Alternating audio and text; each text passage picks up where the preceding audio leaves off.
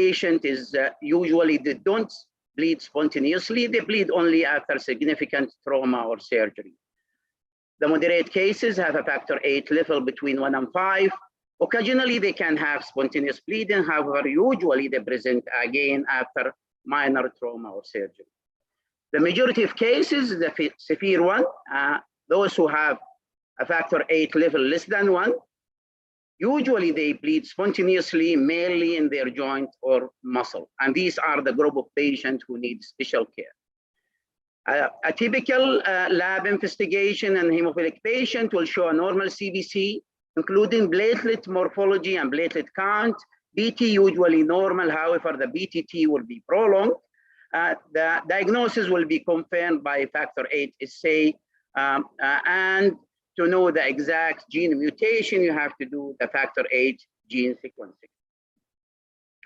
The hallmark of hemophilia is haemarthrosis, and usually it's present with joint swelling, limitation of movement, and pain, and recurrent haemarthrosis will lead to joint destruction. Haemarthrosis usually occur in the synovial joints, and the most affected joint by far is the knee, followed by ankle and elbow. Less commonly affected joint, including shoulder, hip, and wrist. After the joint, it's the muscle, which again commonly affected, which include forearm flexor, quadriceps, calf muscle, hamstring, iliopsoas, and biceps muscle.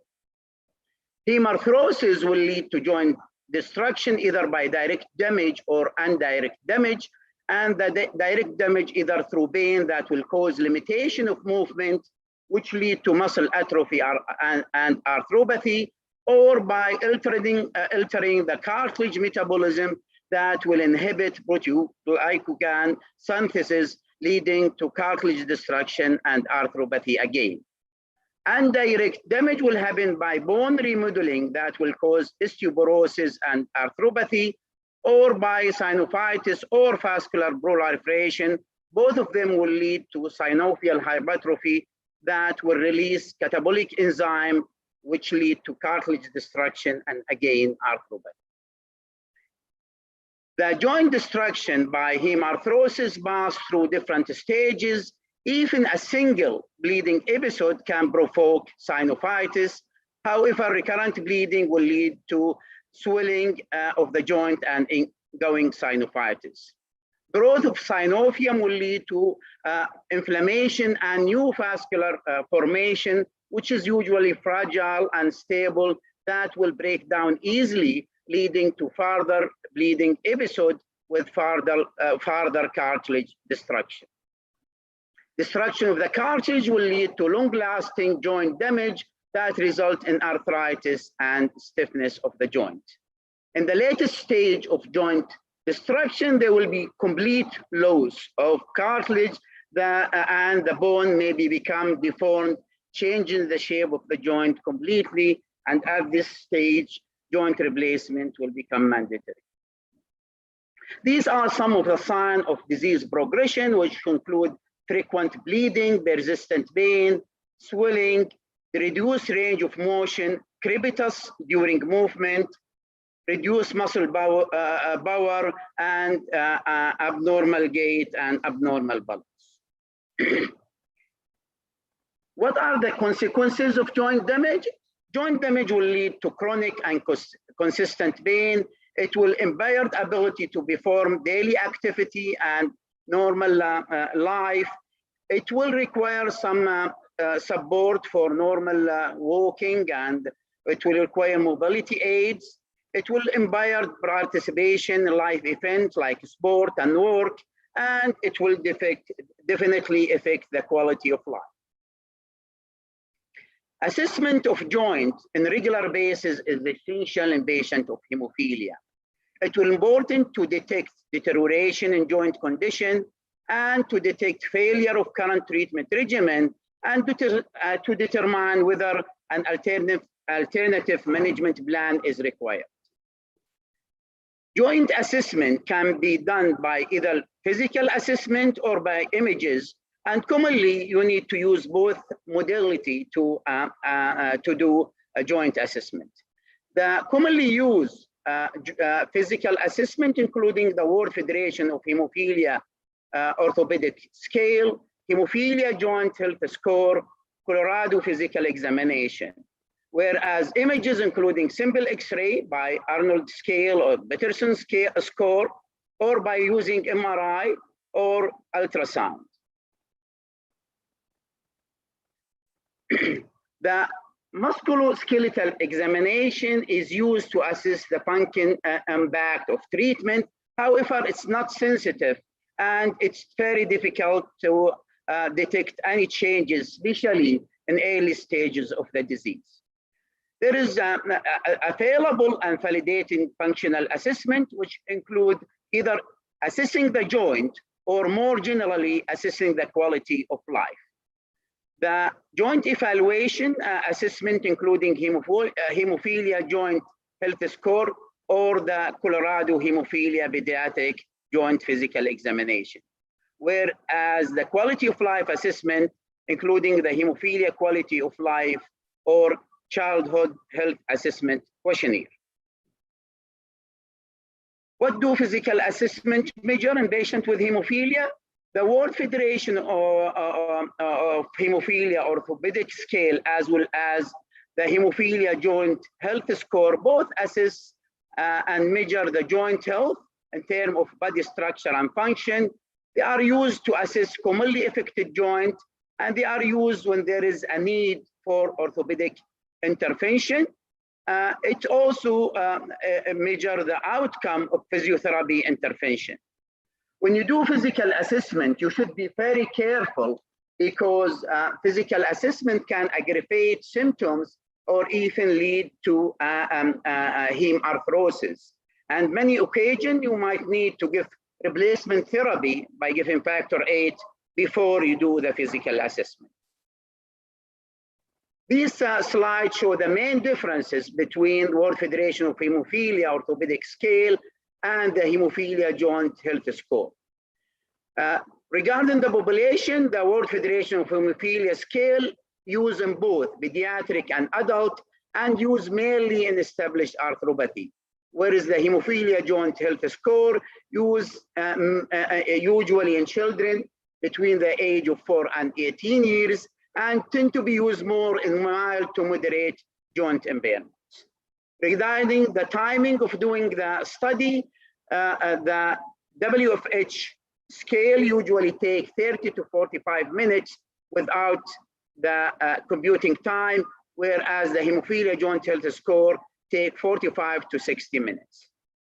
The scoring in WFH scale, including specific joint score as well as total joint score, whereas Hemophilia Joint Health Score, including specific joint score, total joints score, as well as gait score.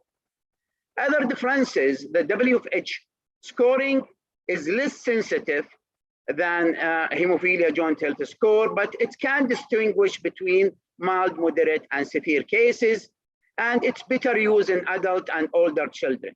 Whereas Hemophilia Joint Health Score is sensitive to changes even in mild arthropathy, but it's not yet adequately studied in adult and not yet adequately studied in very severe joint damage. This sheet is an example of Hemophilia Joint Health Score scoring system. It's including the data about the patient, including the subject ID, the name of physiotherapist who did the assessment, assessment number, date, and time of the assessment.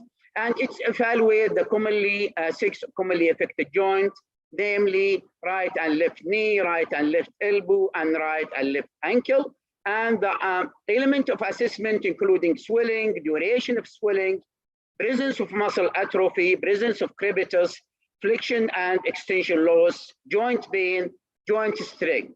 Then you have a total score for each joint, and the sum of all joint score in addition to the global gait score will give you the total Hemophilia Joint Health scoring data. Like any other chronic diseases, hemophilia, quality of life is very important in hemophilia patients. And quality of life can be assessed by number of lost days or at school or work for caregiver, by hemophilia activity list like self-assessment questionnaire and functional abilities, or categorical scale like estimated precise aspect of treatment. Another method of assessing joint status beside physical assessment is radiological. And the conventional method of assessing by radiology is the plain X-ray. Plain X-ray being used for so long time and assessing joint status. However, it has its own limitation. It's better than physical assessment, but it's unfortunately that doesn't give a detailed data, especially in early stage of joint damage. And also, it doesn't study the soft tissue. So joint disease is often underestimated by using simple X-ray. This is an example of World Federation of Hemophilia Radiological Assessment by Pettersson scoring. It's an additive system. Each abnormality is recorded and get grade from 0 to 1 to 2, as 0 normal, 1 mild damage, and 2 is severe damage. All abnormality is recorded in this scale. However, this scale doesn't include soft tissue monitoring. The highest score is 13 when there is complete joint damage, and 0 when the joint is completely normal. And this is the element of assessment, including osteoporosis, presence of a large epiphysis, irregularity of subcondylar surface, narrowing of joint space, subcondylar cyst formation, erosion of joint, differences between joint surfaces, and joint deformity. So for a normal joint, the score will be 0, and for a totally destroyed joint, the score will be 13. And of course, the range is vary between these two. And here is an example of knee joint X-ray with scale. As you can see, the left side, this is a normal, completely normal joint with a score of 0. In the right-hand side, these patients have osteoporosis. There is narrowing of joint space. There is overgrowth of epiphysis, and there is irregularity of surface. So the score on this patient is 8 with moderate joint damage. Another modality of assessing joint is by ultrasound, which is a better way of assessing joint compared to X-ray. It has the advantage of assessing muscle, tendon, joint, blood vessel, as well as internal organ. It also gives you the chance to measure the size, shape, and structure of potential pathological lesion. In your right-hand side, you can see an example of knee assessment, and there is significant effusion. I don't know if you can see my arrow. There is a significant effusion here, and as pointed by the arrow, there is sinusitis as well. The advantage of ultrasound, it's a high quality images. In fact, it's compared to the gold standard of assessment, which is MRI. It's fast, it's inexpensive, and it's dynamic. So even a single episode of bleeding, you can do a daily ultrasound assessment to assess the progress of the haemarthrosis. And it doesn't require sedation in children, which is a big advantage. It has a therapeutic potential. So you can do ultrasound guided injection, puncture, or even biopsy, and it can give an objective parameter like the size of lesion and sinusitis. The main problem of ultrasound, it's operator dependent, unfortunately. So it depends on the experience and the background of the radiologists who do the ultrasound, and the same joint can be given 2 different reports by 2 different people. And also it is, there will be variability depends in the instrument itself, the ultrasound, how sensitive is the ultrasound. And of course, it requires special training. Not everybody can do a detailed joint assessment. And it doesn't provide a good view of a whole joint by a single study, and bone is not very well visualized by ultrasound. MRI is the gold standard of assessing joint damage and hemophilia, and now many studies that used to assess the efficacy of prophylaxis or new medication use MRIs as their references. A single MRI study can give you 100 or even tens or hundreds of images, and MRI doesn't use radiation, so it is safe, and it's widely used in diagnosis with visualizing even a fine detail of joint damage. We can see here 3 examples of joints study by MRI. In the A study to your left hand, you can see there is a moderate synovial proliferation indicated by arrow, indicating a significant joint damage. In the B study in the middle, you can see here there is a significant hemosiderin deposit indicating recurrent haemarthrosis. And in a C study to your right-hand side, there is significant joint effusion in study C. What are the advantages and disadvantages of MRI? As I mentioned earlier, the main advantage, it is the gold standard, and it provides the best images. It allows imaging of the whole joint, including the bone.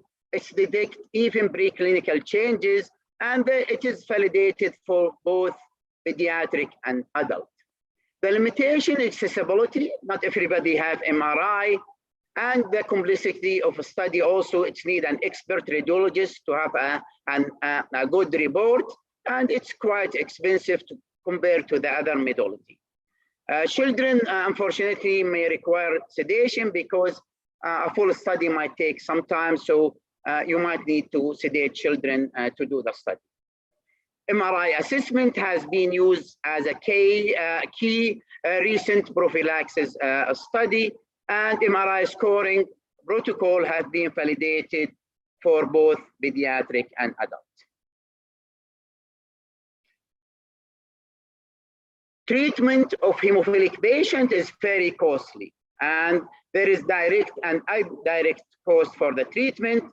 The main direct cost going to the factor replacement, other direct costs including cost for the physician, the clinician, the other healthcare worker like nurses, physiotherapists, social worker, and others, hospitalization costs, emergency visit costs, outpatient procedure, lab tests, other hemophilia-related medication, mainly the painkiller, paid caregiver costs, medical devices, especially in advanced cases, and non-medical costs.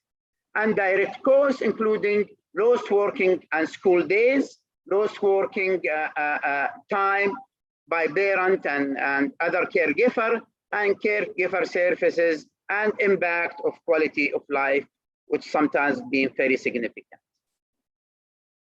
Physiotherapy is very essential in patients with hemophilia. Exercise programs are designed and implemented for 2 main purposes: to manage the recovery after bleeding episode, as well as a tool to help to prevent further bleeding episodes. Physiotherapy is also important to support recovery from surgical procedure. The aim of physiotherapy is to maintain healthy joint and avoid deformity, to reduce pain, increase patient function by maintaining a full range of movement, increase muscle strength and minimize potential for bleeding, improve balance, which help to avoid injury, and help the patient to remain fit, active, and maintain healthy weight. Thank you very much for your listening. Thank you.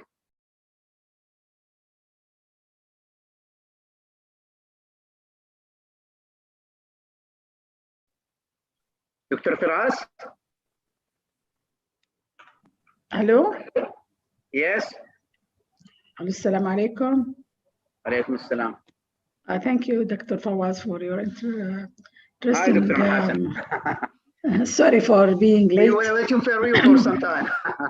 No, I started a few minutes later, but Okay. unfortunately, we have a time difference, and I'm here outside the kingdom, and there is time difference for the meeting. Sorry for that.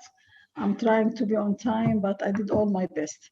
Anyhow, you have been already introduced by somebody else, but I've been listening to your interested talk about the health of the joint status, and that was very interesting. But I found it's it's the main backbone for the management of hemophilia is to keep your joint healthy as much as possible. Totally Now, agree. Yeah. now we are moving to the second speaker, right? Hello. Hello, I'm here. Hi, Dr. Karkau. How are you? I'm well, thank you. We have the honor to have you in this meeting, and I think we don't know, like we know each other from a long time since I was in Canada. Professor Karkau, he's well known in the field of hemophilia, bleeding disorder, blood disorder, not just bleeding, inhibitors in hemophilia. I think now he become like well known also as a researcher with many interest in hematological disorder. And today he will give us a very good talk about the long-acting factor 8, like Esperoct. And as he put his slide, simple way to achieve low annual bleeding rate. And this is the main purpose of any treatment for hemophilia, to lower the annual bleeding rate. Welcome, Dr. Karkau, and please start. Well, thank you. Thank you very much for this kind introduction. I want to thank Novo Nordisk for inviting me to participate in this and to give this talk. I also want to thank Fawaz for an excellent talk that he gave, and it really set the stage for what I'm going to talk about. I was asked to talk about Esperoct, which in Saudi Arabia will be, I think, a new product that will hopefully become available sometime this year or within the next year. And as Fawaz showed you, hemophilia is a very bad condition. And it's a very bad condition if you don't prevent bleeds. So the prevention of bleeds, which we call prophylaxis, is so important. Because if you don't prevent the bleeds, the joints will be damaged. And when the joints are damaged, the quality of life of a person with hemophilia will be very bad. So it is very important to prevent bleeds. And to do so, we've relied on prophylaxis. And to do prophylaxis, up until recently, the only way is with factor. And so how long factor lasts is very important. Because if it doesn't last very long, people with hemophilia will need to get a lot of needles in order to maintain a certain level of factor in them. And so bringing extended half-life products, I believe, is very important because it does make life a little bit easier for all these patients with hemophilia. So with that background, I want to talk about Esperoct. And as you heard, the title of this presentation is A Simple Way to Achieve a Low ABR. Here are my conflicts of interest. I've worked with many different companies over the years, including Novo Nordisk. I've received research support from various and have been asked to speak at various industry-sponsored things and advisory boards as well. This is the agenda for what I'm going to talk about. I'm going to talk about Esperoct, the molecule itself, its clinical development, some of my personal experience with it, and then hopefully there will be questions and hopefully there will be answers to those questions. So Esperoct, the molecule. So Esperoct is also known as N8GP, and it's also known as Teroctocog alpha pegol. Obviously the pegol stands for pegylation. So it's a Teroctocog alpha, which is N8, that's pegylated, and hence it's N8GP. So this was formerly known as N8GP, and now it's really known as Esperoct. It comes in vials between 500 units to 3,000 units, and each vial is reconstituted with 4.3 mils of normal saline. So Esperoct is N8-GP, also known as teroctocog alpha, that's been linked or has attached to it a polyethylene glycol molecule, a 40 kilodalton polyethylene glycol molecule. The teroctocog alpha itself, or the Novo-8, is a third generation B-domain truncated recombinant factor 8 that's produced without any animal or human-derived materials in Chinese hamster ovarian cells or CHO cells. And shown on the next couple of slides is how N8-GP becomes activated. So what I'm showing you here is that the polyethylene glycol is attached in a site-specific fashion to the B truncated B domain. And so when a bleed occurs, as we all know, a little bit of thrombin is generated. And when that thrombin is generated, that thrombin is going to cut and activate this molecule. And in doing so, what will happen is that the PEG, along with that B domain, the truncated B domain, is going to be thrown out of this, and you're going to be left with the activated factor 8 that then participates in the coagulation cascade, amplifying the production of thrombin. Esperoct, and this is especially important in a place like Saudi Arabia, is a little bit different from other factor 8s or even extended factor 8s because it has a high tolerance for heat. So like most factor 8s, it should be refrigerated and kept in the refrigerator. And if you do, it's good for up to 30 months. That's 2.5 years that a patient can have this sitting in a refrigerator. But it's also good up to 40 degrees Celsius for up to 3 months. So you can actually have it outside of the refrigerator with temperatures up to 40 degrees for up to 3 months. Now, I wouldn't advise that you should do that, but you can do that. And so that's actually very important in very hot countries like your country. Now, a little bit about the clinical development of Esperoct. So Esperoct was developed through what's called the Pathfinder program, which is a Novo Nordisk program. The program consisted of 8 studies or clinical trials named Pathfinder 1 all the way to Pathfinder 8. Most of these trials are now completed. Some are still ongoing. Importantly, Esperoct got FDA and EMA approval in 2019. So this is an FDA and EMA approved product. It's also Health Canada approved product, and it's approved in many other parts of the world. On the Pathfinder clinical trial program, there were a total of 270 patients that were placed on the program and were treated with this product, N8-GP or Esperoct. Some patients, including my own, have been on the product for over 8 years. The countries that participated in the clinical program, the trial program, are shown here in the blue, and this includes Canada. Now, this is actually one of the most important slides, I think, because it really has to do with the benefit of extended half-life products over standard half-life products. So Esperoct is an extended half-life factor 8. And on the original Pathfinder 1 trial, which was published in 2013, so this is 8 years ago, what you see here is that in adults that participated in this clinical trial, they underwent a pharmacokinetic evaluation with the previous product that they were on, so the previous factor 8, and these adults on average showed a half-life of 12 hours.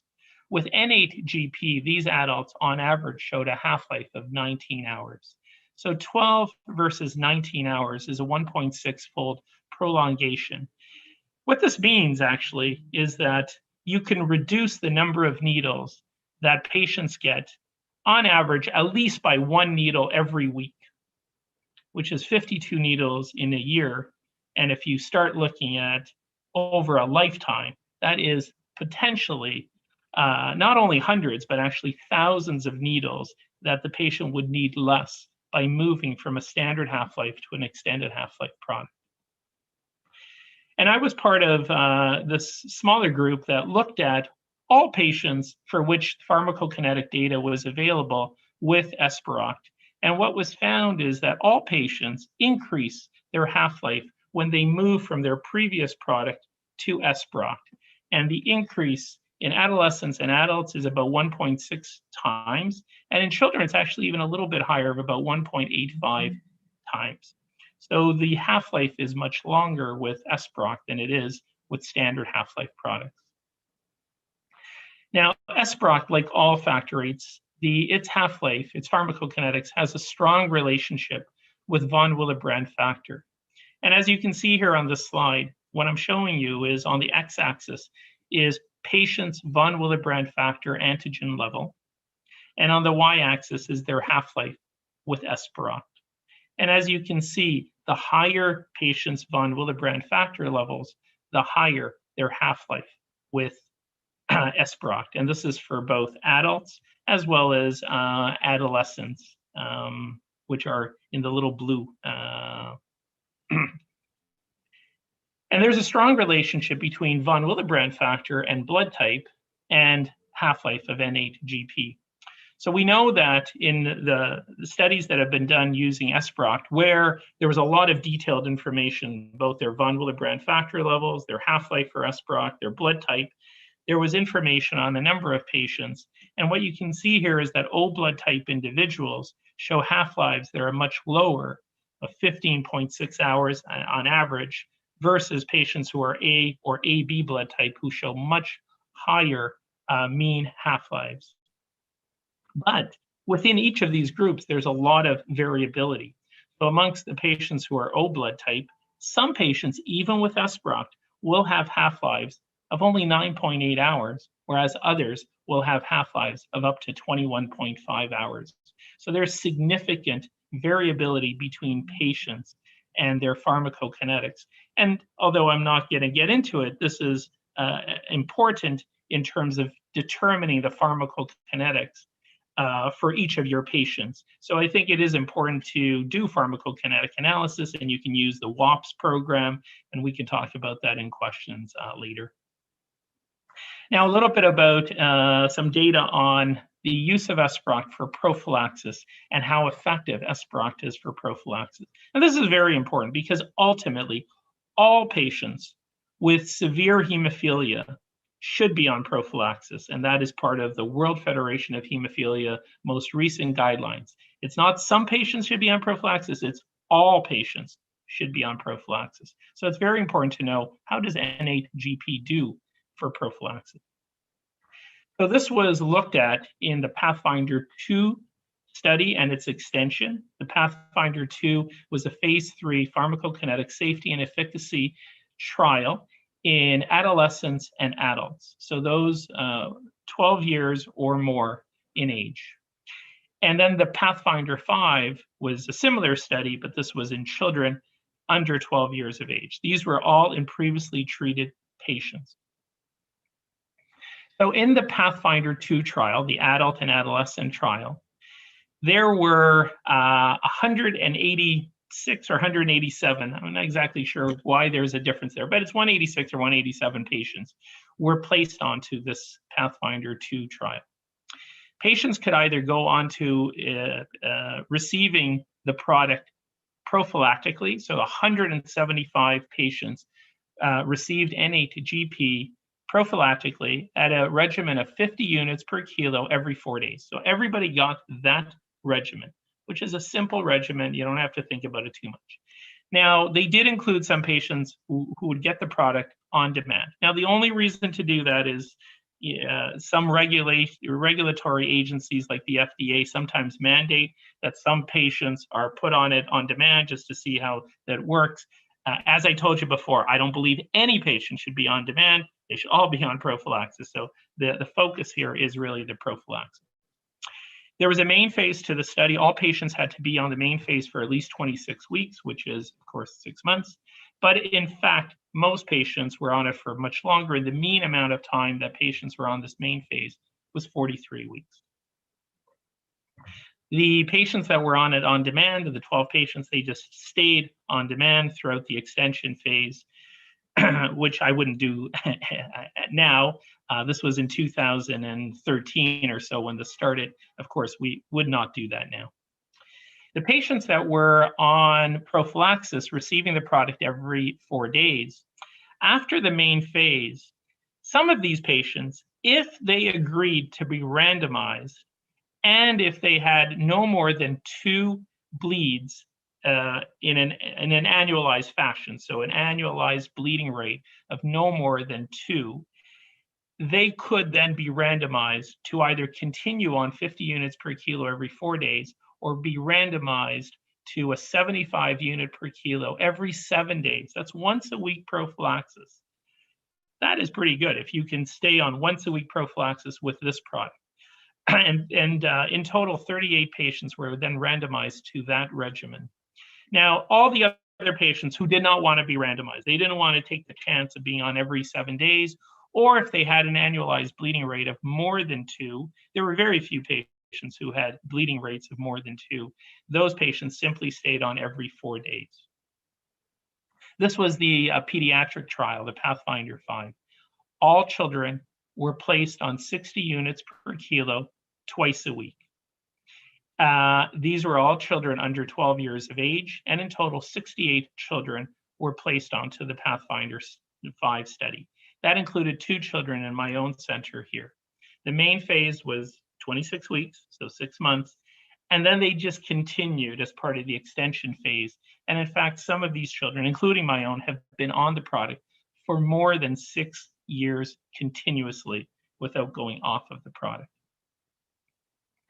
Shown here are the trough levels with NA to GP in the paradigm 2, or the adult and the adolescent trial. And what I'm showing you here is there's 2 columns. So the first column is what were the trough levels for those patients, which were almost all of them, 175, that were on it every 4 days, receiving 50 units per kilo.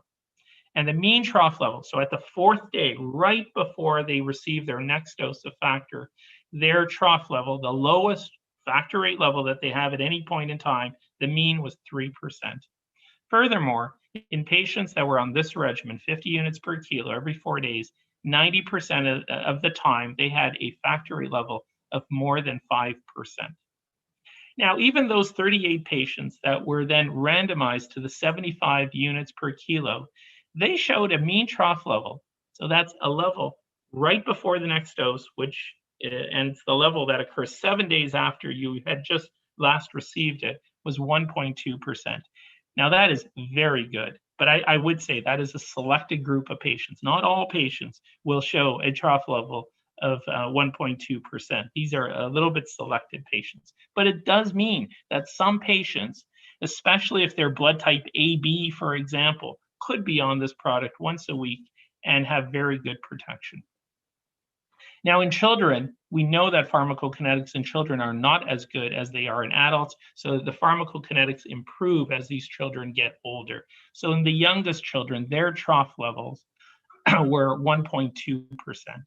And now this is after 4 days, because they had a 3-day gap and a 4-day gap. This is actually the 4-day gap.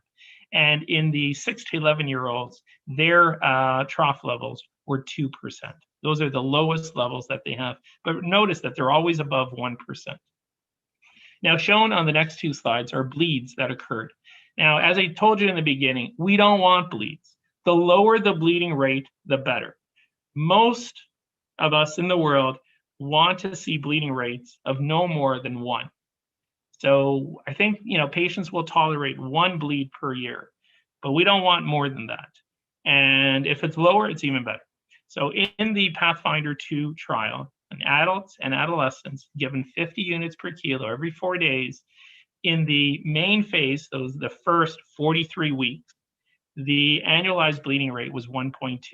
But as these individuals continued on the product, the annualized bleeding rate fell to less than 1. It was 0.8 if you include the main and the extension phase. And that's important because it is less than 1. And on top of that, 40% of patients reported no bleeds in the main phase or the first 43 weeks of the study.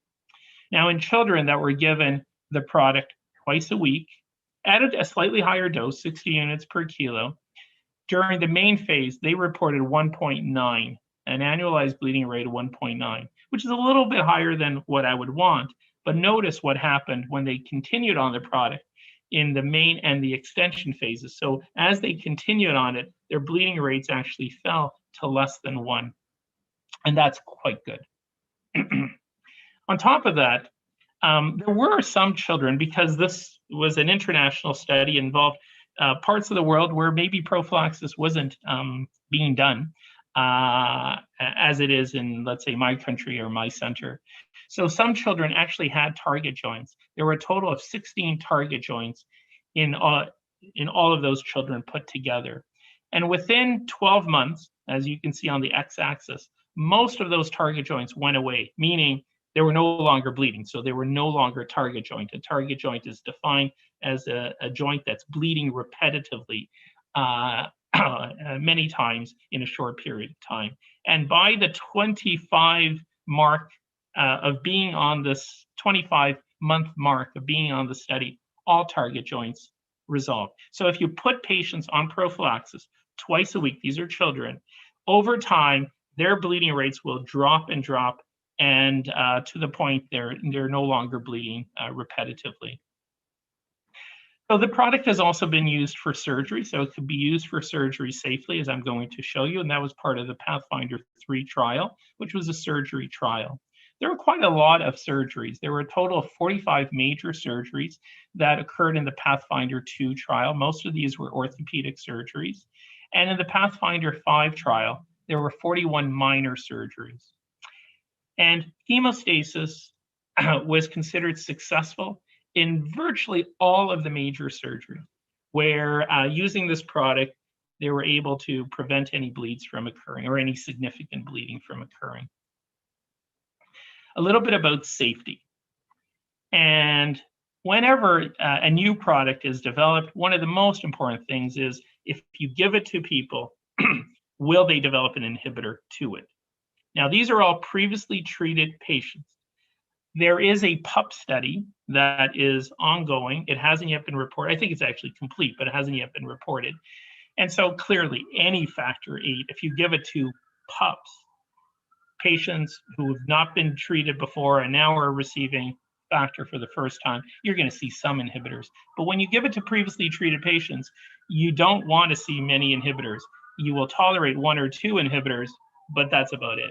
So what happened here is that in the adults and the adolescents, there were 186 patients. Most received the product prophylactically, 12 on demand. 1 patient did develop an inhibitor. In the children, no children developed an inhibitor. Again, these were previously treated patients. None developed an inhibitor. So overall, of the 254 patients that were placed on this product, 1 developed an inhibitor. This is actually expected. If you take 254 individuals with severe hemophilia and you just follow them for many, many years, inevitably, some of them, or 1 or 2, will develop an inhibitor at some point. So this is actually quite expected. So there's no safety concern when it comes to switching patients to this product and inhibitor development. Now, what about the PEG? So what I'm showing you here is anti-PEG antibodies.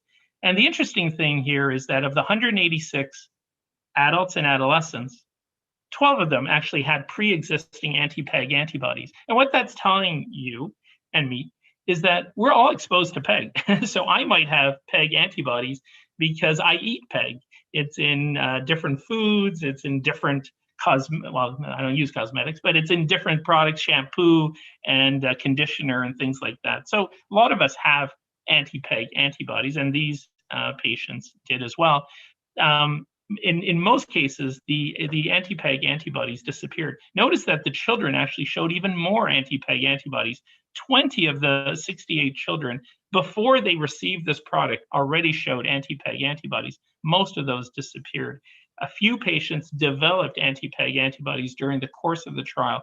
The question is, was it because of getting a PEGylated product, or was it because of exposure that we all have on a regular basis to PEG?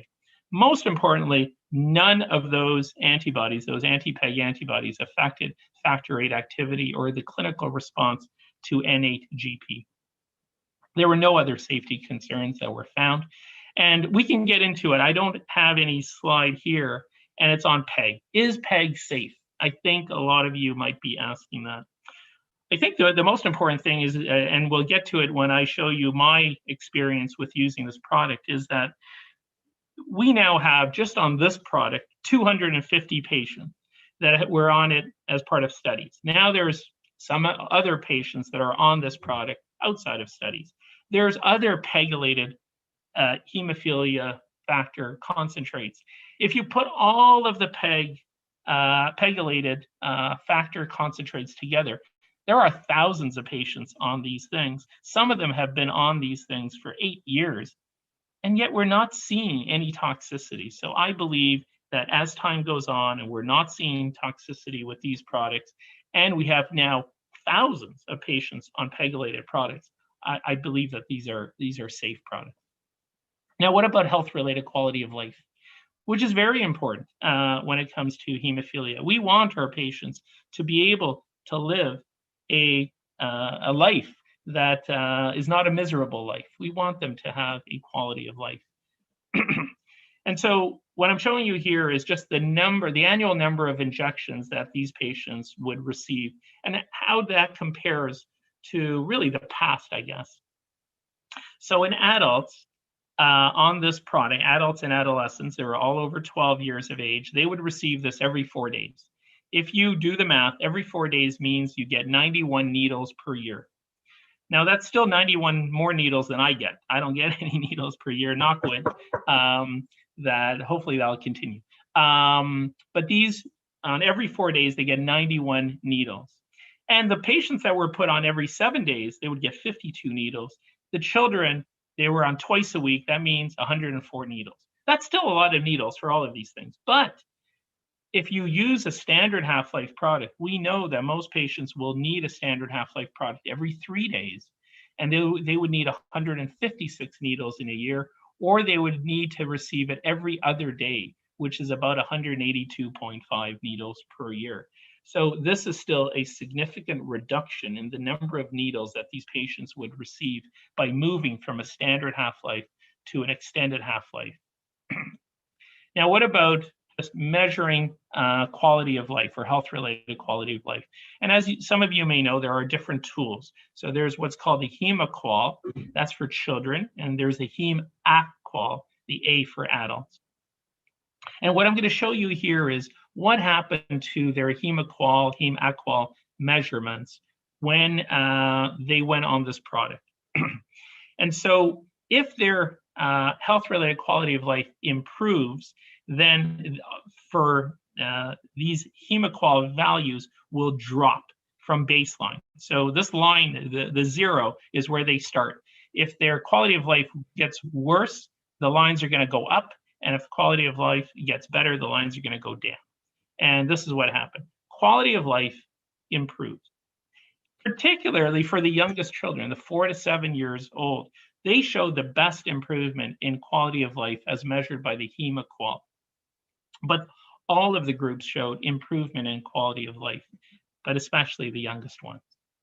Now, this is satisfaction scores.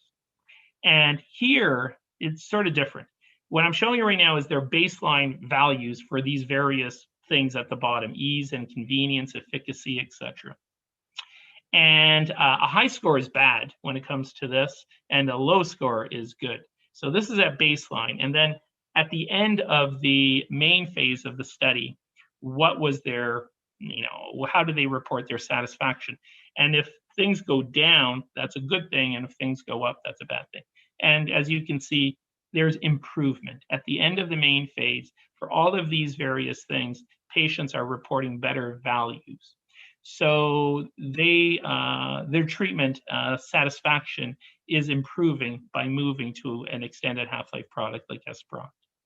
So overall, the Esperoct clinical program showed a lot of benefits in this Pathfinder program. So first of all, the annual bleeding rates in adults and adolescents and in children during the extension phases were less than 1. That is very important. So these patients with this product are not going to bleed very much. They're not going to get the joint damage that Fawaz showed you earlier. Second, at a dose of 50 units per kilo every 4 days, which is a very simple regimen, adults and adolescents have a mean factor VIII trough level of about 3%. And that contributes to why their annual bleeding rate is quite low. 96% of major surgeries were successfully managed with this product, and both children and adults report improvements in health-related quality of life. You might also be asking, can you measure NHGP with your usual assays? And so what Novo Nordisk did is they did an NHGP field study. They took samples and so plasma with NHGP in it, and they sent it to 67 laboratories in 25 countries throughout the world and asked those laboratories to test the NHGP levels to see how accurate those laboratories would be. And what was found is that NHGP can be accurately measured using all chromogenic assays. So the chromogenic assays in all of these laboratories where they were used, they got it right. They got the correct NHGP value.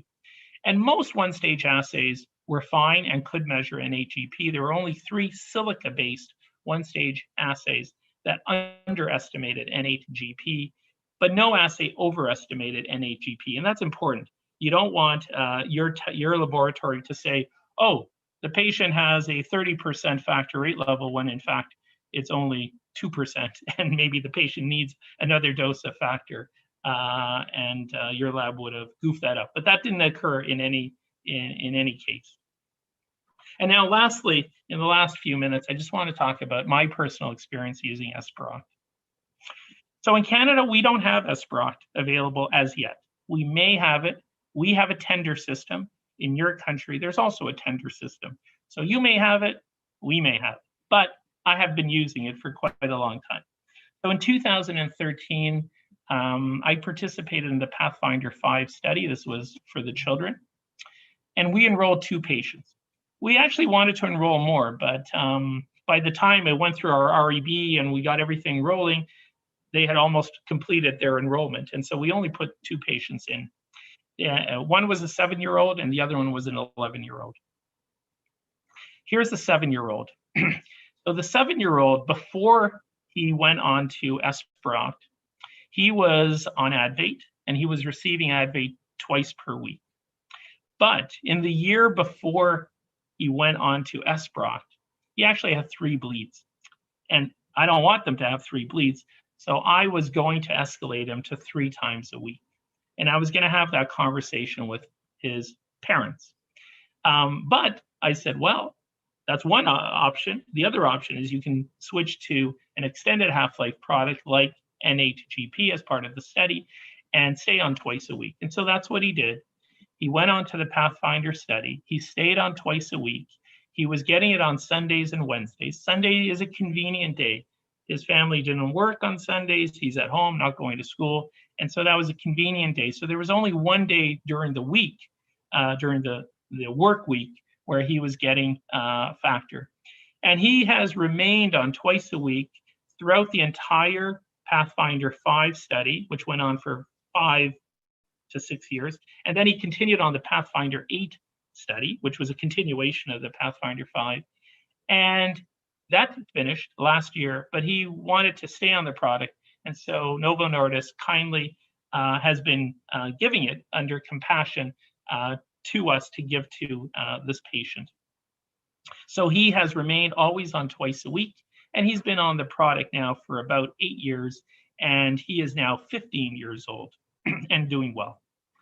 He is A blood type, so he tends to have a higher trough level than most children, and his trough level measured at around 3.5 days is around 2.8%. The other patient, at the time he was 11 when he started on the product, He is now 19 years old, and he's now in university. When he, before he went on to this product, he was on twice a week Advait. And surprisingly, because he's AB blood type, his half-life on Advait was terrible.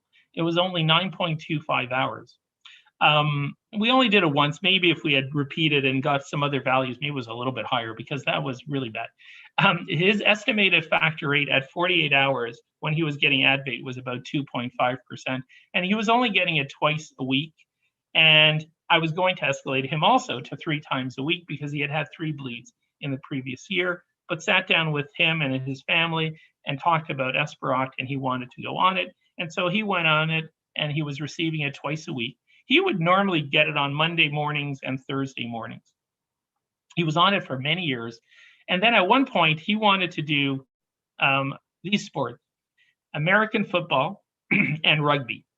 And these sports, there is a lot of contact here. And I was very worried about him doing these. And I said, it's fine. If you really want to do this, I want your quality of life to be good. But you need to go on Esperoct 3 times a week. And so that's what he did. He went on it 3 times a week. He would get it on Mondays, Wednesdays, and Fridays, generally in the morning. Sometimes Wednesdays it was after school. And that would allow him to then play sports and practice. And he did that for several years. And then when he was going to university, and then with COVID, of course, hitting all of us, he said, I don't need it 3 times a week. Let me go back to twice a week. And he did. And he's been getting it on Sundays and Wednesdays. His factor rate level after about 3.5 days after getting the product is around 3%. He's done these things, and he did them without any bleeds, although he fractured his finger once, but he didn't really have any bleed there. He just fractured it. So these 2 patients have been on Esperoct for 8 years. They've done very well. Their annual bleeding rate over the 8 years has been about 1. They've had no severe bleeds. They've had no adverse events. They obviously did not develop any inhibitor, and they've wanted to stay on it because up until now, there hasn't been any other product that really is any better than Esperoct, and they may be certainly worse than Esperoct. So my final take-home points are shown here. And I put the fact that Esperoct is stable at up to 40 degrees Celsius. Because in your country, I think that might be important as you're transporting. Hopefully, the air conditioning in the cars doesn't go bad, and the temperature would go up a lot. So you usually don't have to have Esperoct at 40 degrees, but if you did for even a short time, it'd be fine. Twice a week dosing in children, or every 4 days in adults, is good for most patients and ultimately results in an annualized bleeding rate of less than 1. On average. There's always a few exceptions. Esperoct showed no safety or inhibitor concerns when patients switched to it. And Esperoct has been used now by patients for over 8 years continuously. And it certainly offers another extended half-life factor rate that you can confidently use. And I think, personally, all my patients, or virtually all my patients, 95% of my patients are on extended half-life products. And I wouldn't put anybody on a standard half-life product personally. Of course, there's emicizumab, and that is of value to many, especially younger children. And we could talk about that as well. And with that, I thank you for your attention, both in English and I think in Arabic, I'm hoping. And I will be glad to take any questions. So thank you very much. Thank you, Professor Carcao, for your usual and excellent presentations. I used to listen from you many interesting presentation about hemophilia and the bleeding disorder since I was a fellow in Canada. And I still remember how I value your talk and the way you present your lecture or presentation. We'll take questions. We'll look at. So you'll read the questions to me, right? Because some of them are in Arabic, and I can't read them. I cannot read Arabic anymore. Oh, okay. Well, don't look at me. No. Let me see. What is the questions? Okay. Questions and answers. Yes. Muhammad Abu, what is about acquired hemophilia? Yeah, you know, I don't think that today's talk is on acquired hemophilia. That's a completely different thing. Acquired hemophilia is not seen in children. It's seen in adults. It's treated differently. It's more immunosuppressive therapy. You know, it's not, you know, could this product have a role? Yes, not really. I mean, it's really more immunosuppressive therapy and getting rid of the inhibitor, using bypassing agents, maybe emicizumab. It's a completely different area. Yeah. The other questions I got here, would you, without PK studies, adjust your treatment frequency based on the blood group and the von Willebrand factor level? Yeah, you know, that's a very interesting question. I do think that you could, you definitely could, because if you switch a patient from a different product, let's say it's a standard half-life product to Esperoct, an extended half-life product. If there were O blood type, I would say to the family, you know, at least twice a week, maybe every 3 days is what you need. If it was an AB blood type individual, I would say, look, you could probably go every 4 days and, you know, try it, maybe every 5 days, because of the blood group. And then you can see how the patient does. Now, personally, I like to do some. Now, you know, when I say PK study, it doesn't mean you got to do many points. All you need is you need a few points. You need to know exactly what time the blood was taken in relation to the previous dose. So if it's 96 hours or 72 hours or 68 hours, you need that. And then using WOPS or different programs, I can just do it in on pencil because I've done so many of these. I can figure out the half-life of these patients, but you do need some samples in order to then maybe do some adjustments. So yes, I do take blood group and VWF levels into consideration, and I always do VWF levels on all patients that I diagnosed with hemophilia, even hemophilia B. I still do it. The next question is on hemophilia B products. Is there similar products for hemophilia B? That's a completely another talk, but you know, extended half-life products now exist for hemophilia A and exist for hemophilia B. And for hemophilia B, there are 3 extended half-life products, but 2 of them, including one that's made by Novo Nordisk, have much better pharmacokinetics than the other. And so in hemophilia B, the use of extended half-life products is really important, and it's really transformed the lives of patients with hemophilia B. So absolutely.